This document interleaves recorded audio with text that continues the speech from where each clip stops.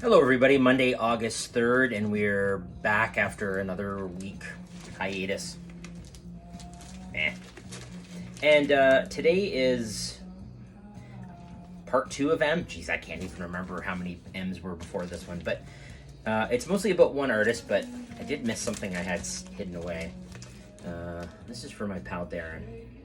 I do have a Marillion picture disc, which I'm sure I've never played. Generally speaking, picture discs are for looking at, not playing. I had a Tool one as an unrelated story, which I ended up taking back to the store before I even played it. I love Tool, but for what I paid for it and for something I was never going to listen to, it wasn't worth it. So, but here we are with my M artist that I want to talk about, and that is Canada/Vancouver's Dan Mangan. I discovered Dan on the SiriusXM channel Verge many years ago, driving into work, and it was songs from that album. And I was instantly enthralled with his voice, with the story he was telling. And I would say that Dan is probably my very favorite artist of artists that are currently releasing, we'll do touring and air quotes, new music. So we'll go through Dan's music here really quick. Postcards and Daydreaming, which was his first commercial release. Not What You Think It Is, Unnatural Progression, Don't Listen, Western Wind. I could name every song. These are all fantastic stuff. I will talk about how awesome Dan is any opportunity I get. Next up is Oh Fortune.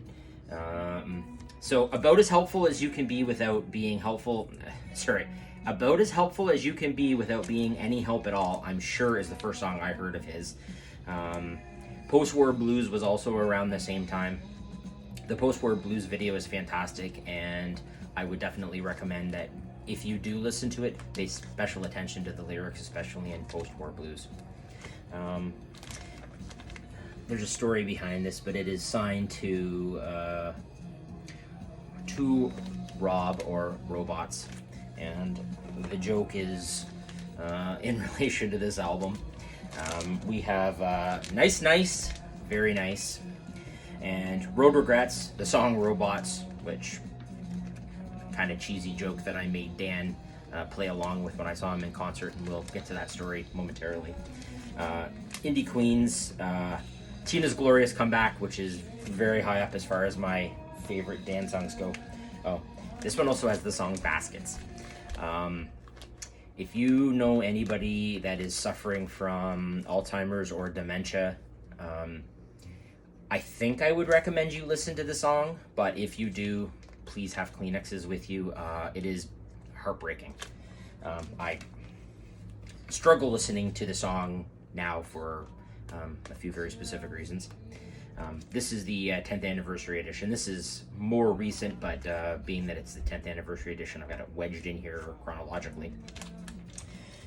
This is Dan Mangan with Blacksmith. And this was a band that he worked with for the album Club Meds. And this album Dan did front to back a few weeks ago on Side Door, which is a music community that Dan co-founded. I'll put some of the links in the comment section on this one, and I would definitely recommend people check out Side Door Access. It is a very cost-effective way to check out bands. Before COVID hit, they were touring around, and there were Side Door shows for me in the Guelph area, and I sort of kicked myself for not getting to a couple of them, but the timing just never seemed to work out. But it was a great way to see bands in people's living rooms and backyards and in small community centers. Alan Cross did talks that were featured through Side Door. And then this is the most recent Dan album, More or Less, and it's what I'm listening to right now. Another fantastic Dan album. So we'll double back to this one with this one's just to Rob. So I got to see Dan February of 2019, so we're a year and a half away from that. So my friend Amber and I met. We've been online friends for several years, and we met for realsies in Waterloo at Maxwell's to see Dan Mangan together. And it was an unbelievable evening. Dan is engaging and funny and sweet and kind. And maybe the biggest takeaway from the evening was the end of the night, Dan went to the merch table to talk to the fans. And I'm telling you, he is the most engaged human being I have ever seen.